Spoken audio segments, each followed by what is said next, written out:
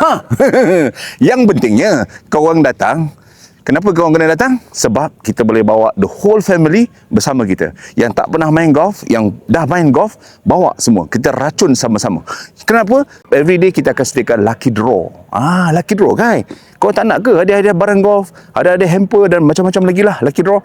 Dan yang paling best sekali, kalau you nak datang, yang paling penting, jangan masuk balik. Yang paling penting, kau kena register di link bio saya, Jai. Ataupun komen nak saya tolong. Kenapa? Kita nakkan 500 orang yang pertama register.